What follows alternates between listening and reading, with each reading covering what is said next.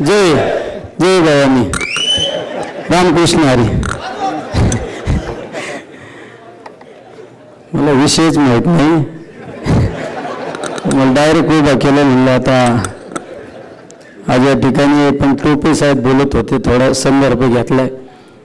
आज या ठिकाणी आपण तुम्ही आम्ही सर्वांनी आपल्यातला एक खऱ्या अर्थाने सर्वसामान्यांना आधार देणारं नेतृत्व कल्याणजी काळे यांना लोकसभेमध्ये जाण्याची संधी आपण सर्वांनी उपलब्ध करून दिली. आणि त्यांचा आज सत्कार सोहळा आपले सर्वांचे नेते, आपलं सर्वांचं दैवत आदरणीय पवारसाहेब या कार्यक्रमासाठी ज्यांनी उपस्थिती दाखवली असे बाळासाहेबजी थोरात. तर व्यासपीठावरील निम्म्यांची नावं माहिती आहेत, निम्म्यांची नावं मला माहीत नाहीत. आणि जर 4 साहेबांचे नावं विसरले तर मला संभाजीनगरमधून बाहेर जाणं अवघड व्हायला बसले. आणि ज्यांनी खऱ्या अर्थाने आरोग्य दूत म्हणून काम केलं, कारण टोपे साहेबांच्या इतकं त्या माणसाच्या पाठ लक्षीने मी त्यांच्या उपस्थितीत आरोग्य मंत्री असताना आदरणीय शरदचंद्रजी पवार आरोग्य मंदिराचं उद्घाटन त्यांच्या हस्ते केलं आणि 33,000 लोकांना उपचार देऊ शकलो आणि एक सुद्धा डेथ झालं नाही. हम भी तुम्हारे बरोबर आहे.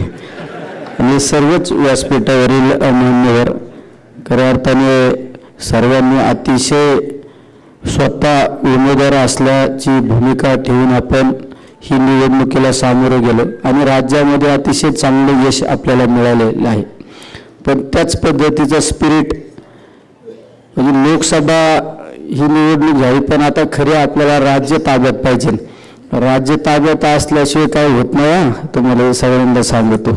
त्यामुळे सगळ्यांनी आताच अशी खुणगाठ बांधायची ना, या परिसरातील तिकडे येऊ का,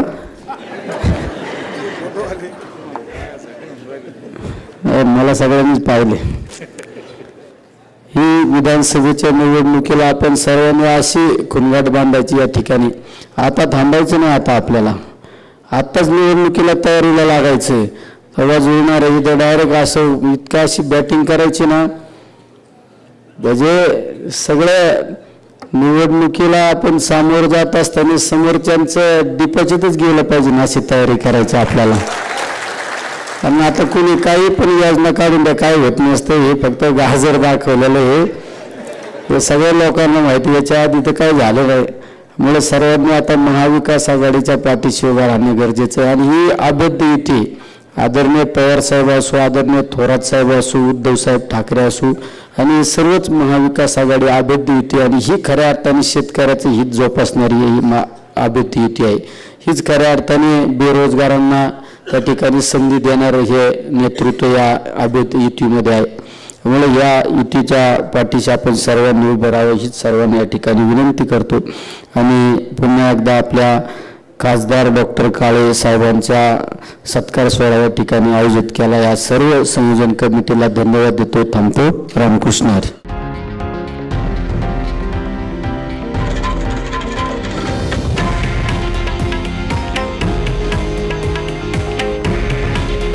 हे आहे देशातील नंबर 1 न्यूज नेटवर्क आणि आपण पाहत आहात TV9 मराठी.